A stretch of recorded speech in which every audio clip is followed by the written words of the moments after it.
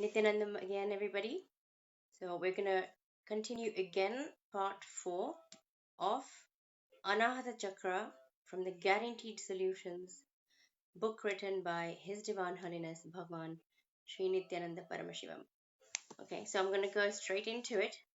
If you haven't watched the videos up to now, a few days ago I started with uh, reading through the Guaranteed Solutions, and the chapter is Anahata Chakra. It's the heart center. So Anahata means that which cannot be created. Okay, so I'm gonna start continuing. Well, basically, I'm gonna continue. Oh, in the Nithyanandamma, I'm gonna continue where I dropped off yesterday. Okay, so part 4. If you would like to watch part 1, 2, 3, where part 1 is where I obviously started with the beginning of the chapter. I'll just show the book again. This is the book. It's called Guaranteed Solutions. This is a very old book of mine. It's an old copy, basically, and it's a copy that I, in 2011, inherited um, from one of the Sangha members to study Nitya Dhyan, for a study for Nitya Dhyan Yoga 2-day program, which is on the 7 chakras. Okay, so anyway, this chapter is quite all of the chapters, all the 7 chakras are really insightful, detailed, and bring a lot of clarity to day-to-day living. This is not just about some other dimension which we need to clean. It's actually something that needs to happen, that can happen in your, let me say it differently. It's very much related to the ups and downs that we experience in our life. Okay, so the chakras being cleaned affect the quality of life that we are living. So it's not something that's done just on a subtle energetic level, but also something that you can experience tangibly as a result in your life. Okay, so the knowledge that goes with it, let me just adjust myself a little bit here. The knowledge that goes with it, is it's very powerful. Why? Because once we have the clarity as to what is actually affecting us, stopping us, blocking us, um, then we can correct those things. So let me go straight into the actual part where I dropped off. So I believe yesterday we were talking about the centipede. Okay, so it was like children when they build castles with their cards, with their playing cards, and when one gets removed, if you remove one of those cards, then the whole thing collapses. So approval seeking and attention need is what blocks the Anahata Chakra. Okay, now if any one person takes away the approval from us because we're so busy building who we are based on other people's opinion, that when they take away that opinion, take away the approval, we automatically fall into depression. So Swamiji is talking about that now. So let me just quickly say hello to Indrajit, Liang, Dominic, Nityananda, my hero in. Yes, I like the way you say that. Rachel, hello, Nityanandam, Hadis, and Sad. Yes, Nityanandam, everybody. Now let me go into this part. Okay, so I'm going to read this. If we are so dependent on others, there is every possibility that we fall into depression. People who suffer from depression are actually suffering from attention need. Over time, something happens. They don't get enough attention and they're not capable of handling it. Just one word is enough to put us into depression. But we don't know the real reason for our depression. So what do? We start taking medicines to cure it. How will it heal? The cause of the depression is inside you, and you look at medicines for help. When people come to me with depression, I tell them to do the simple Mahamantra meditation to tell them that slowly we will stop the medicines. You see, these people need to be shown that their energy source lies within them, and meditation can show them that. Depending On the sincerity with which they do the meditation, they can simply harness the energy inside them and come out of depression. Medicines will dull that even more. This needs to be understood.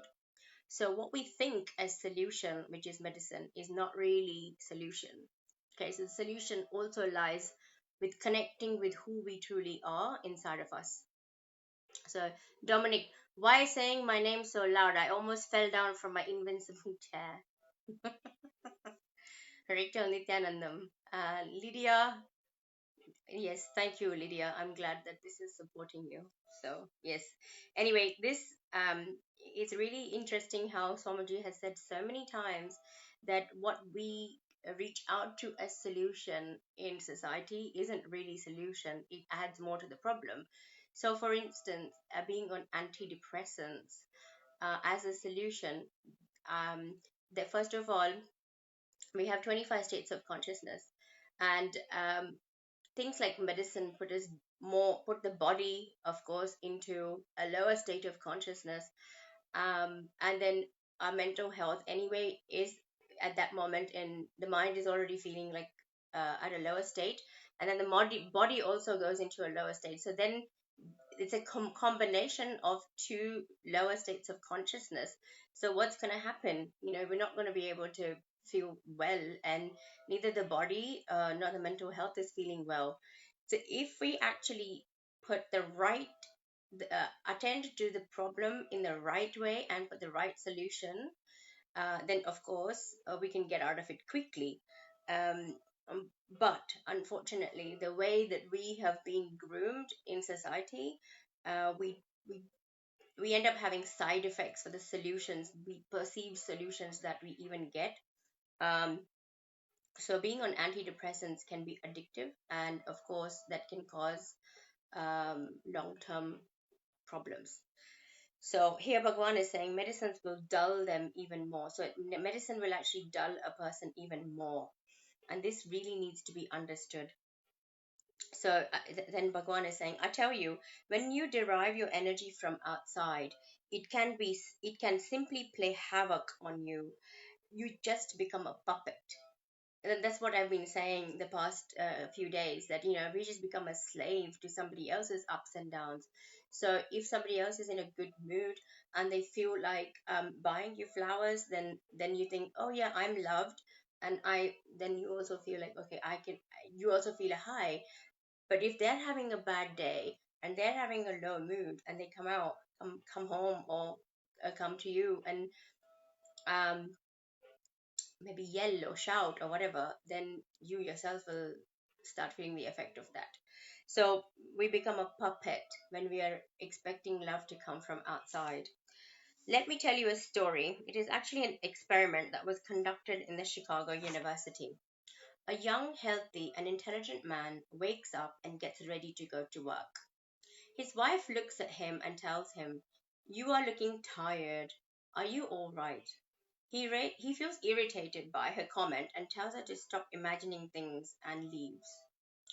As he takes his car out of the garage, his neighbor is watching him and shouts out, "Are you feeling well? You look out of sorts." The man is surprised this time, but tells him that he's all right and drives out. He reaches his office, and as he walks in, the receptionist looks at him with concern and says, "Sir, you look ill. Why did you come to work?" The man replies, "Well, I think I'm fine. Let's see." And he goes to his cabin. He starts to work, and a colleague enters and exclaims, "Hey, you look awful. What's the matter? You have fever or something?" Now, this is too much for the man. He begins to feel uneasy and sick. Just then, his boss calls him and he goes in. The boss takes one look at him and says, "You look really unwell. Are you sure you can carry on today? Why don't you see the doctor?" The young man has had enough. He feels positively ill now. He says he would like to go home and leaves. As he drives home in his car, he feels like his temperature is rising. When he reaches home, his wife is surprised to see him back. She reaches out and touches his forehead and finds that he has temperature. The man who was healthy and happy in the morning became actually sick by afternoon. And how did he become sick? Just by people telling him that he was sick.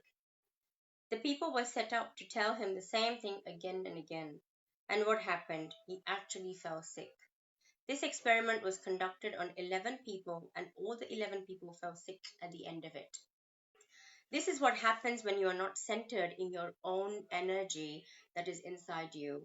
You will simply move from a high to a low just because of the influences from outside. When we become centered in us, nothing outside can shake us. We all continue to do things for getting praise and approval, but we do it in the name of love and duty. People tell me, Swamiji, we don't do things for praise or approval, we do because it is our duty. Be very clear. The moment you claim that you're doing your duty, you are doing it because if you don't do it, your people will stop approving you. Your people will approve of you as long as you fulfill every small thing that is expected of you. Even one small slip in what you are doing, you will be able to see the change in their relationship with you. You know this, and so you do your duty.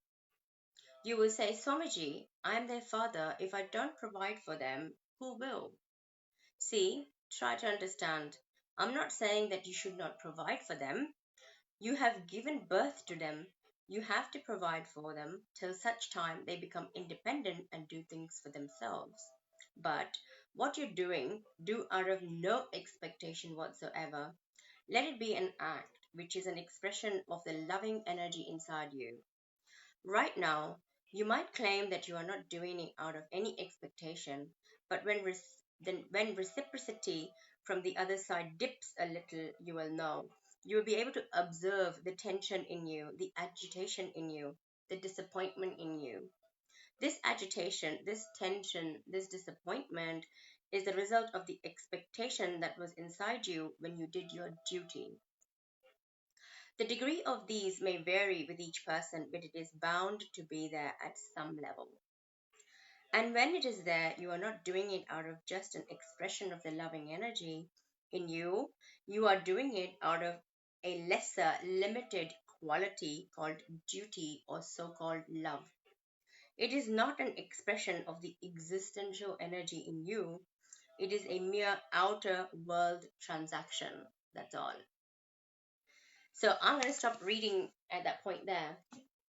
But I mean, isn't it interesting that there is an experiment done at Chicago University, which Bhagavan is talking about here, he's sharing, and that as long as as long as one puts a lot of, I guess if we invest a lot of us in what other people think of us or what other people have to say, then we are onto a lose-lose battle, if you like. And once we start the journey of wanting to experience existential energy, existential love, which of course it's not taught to us, or not even we're not even made aware of it from a much younger age. We are more in this transactional relationships that we're in, well, even if it's mother daughter, it can be, relationships in terms of parents, parent children relationships. It's transactional. It's very much about I expect you to do certain things a certain way, and if not, then I'm going to withdraw my love or punish you, etc., etc. I won't go too much into that at the moment. um I myself am feeling like there is so many layers that are coming up, um and that the only way to stay centered and to stay powerful is just, if we haven't already started the journey, is to start the journey to get to know us for who we truly are, which is super consciousness, Paramashiva himself. And from that space, exuding the love that happens because it just happens. It's not a particular because I need to do this or I need to get this. This needs to happen. That's why it's just love, because that's just how it is. So I myself, along with you, I'm on this journey to discover more about existential energy and existential love, if you like, and shedding all of the transactional ways of being, or transactional um, ideas of love. So I'm going to be doing a lot of internalizing. I am inviting you to, if you've already listened to the whole video, great. To go back and maybe watch it on YouTube, where I read parts of the book. Um, to actually go and internalize and then share your views as well on what is transactional love and what is existential love. Okay, so that's something that one could do. What is transactional love and what is existential love? What is it? To contemplate on that. Okay, so Renuka is saying Nithyananda Ma, and Sydney, Nithyananda Ma cannot stay on for too long. Very interesting. Is this book available for download? Sydney, yes, this book is available for download, and I will give you the PDF link to it. I would say yes. I'd invite you to come and watch the lives that I do, which is about a similar kind of time. It's the end of day for me normally. But I also have my YouTube channel where I've uploaded part 1, 2, 3. This is part 4. So I've also got to keep track on the numbers.